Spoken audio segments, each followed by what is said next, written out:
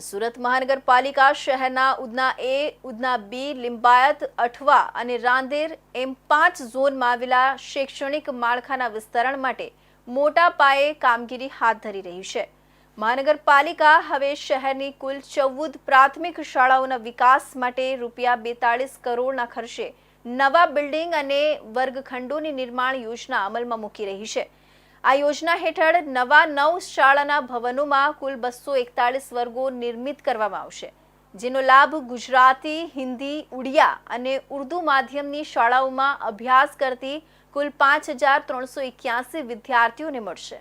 આ વિકાસ યોજનાનો ખાતમુહૂર્ત કાર્યક્રમ રવિવાર સવારે 9:30 કલાકે અંબાનગર ખાતે કેન્દ્રીય મંત્રી સી.આર. પાટીલના પ્રમુખ સ્થાને તથા મેયર દક્ષેશ માવાણીના હસ્તે યોજાશે।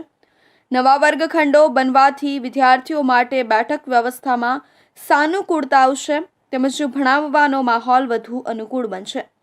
વિગતવાર જોવામાં આવે તો ઉધના વિસ્તારમાં આવેલા ડોક્ટર રાજેન્દ્ર પ્રસાદ અને પંડિત મદન મોહન હિન્દી માધ્યમ શાળાઓ માટે 30 ઓરડાઓ, જેમાં કુલ 975 વિદ્યાર્થીઓને લાભ મળશે, તથા કનકપુર હિન્દી અને ઉડિયા શાળાઓ માટે 45 ઓરડાઓ બાંધવામાં આવશે, જ્યાં 1179 વિદ્યાર્થીઓ અભ્યાસ કરે છે।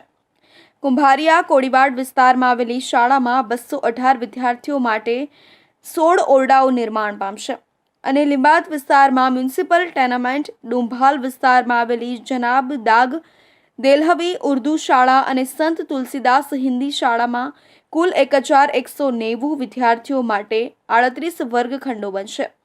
પીપલોદ વિસ્તારમાં શ્રી વાસુદેવ સ્માર્ટ શાળામાં 206 વિદ્યાર્થીઓ માટે 16 ઓરડાઓ અને અંબાનગર વિસ્તારમાં શ્રી દિવાન બહાદુર અને રામકૃષ્ણ પરમહંસ ઉડિયા શાળામાં 664 વિદ્યાર્થીઓ માટે 25 ઓરડાઓ બનાવાશે।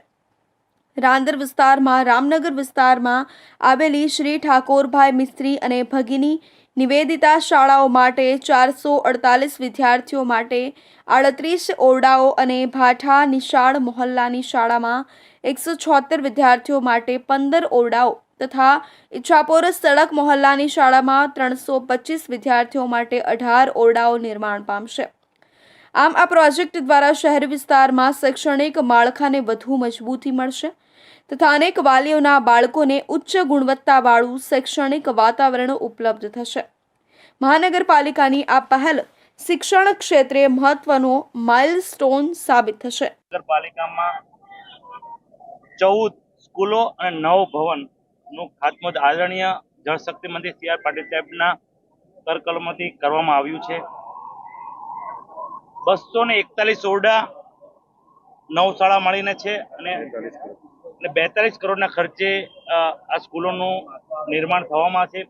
આશરે 5500 જેટલા છોકરાઓ આ શાળામાં ભણશે। અત્યારે આ છોકરાઓને બીજી શાળામાં મર્જ કરી દીધા છે, એટલે આવનાર સમયમાં દોઢ વર્ષની અંદર આ તમામ શાળાનું બાંધકામ કમ્પ્લીટ થઈ જશે। સુરત મહાનગરપાલિકા એક એવી મહાનગરપાલિકા છે કે જે સૌથી વધુ પ્રાદેશિક ભાષામાં બાળકોને શિક્ષણ આપી રહી દેશના અન્ય રાજ્યોમાંથી સુરત શહેરમાં સ્થાયી થયેલા લોકોએ હવે સુરતને કર્મભૂમિ બનાવી લીધી છે, ત્યારે તેમના પરિવાર સાથે બાળકો શિક્ષણ અહીં જ મેળવી શકે તેની વ્યવસ્થા સુરત મહાનગરપાલિકા દ્વારા કરવામાં આવી રહી છે। પ્રાથમિક સ્કૂલોમાં ગુજરાતી, હિન્દી, ઉર્દુ, ઉડિયા માધ્યમમાં શિક્ષણની સુવિધા તથા 241 ઓરડા સાકારિત થવાથી અંદાજિત કુલ 5381 વિદ્યાર્થીઓને શિક્ષણની સુવિધા પ્રાપ્ત થશે।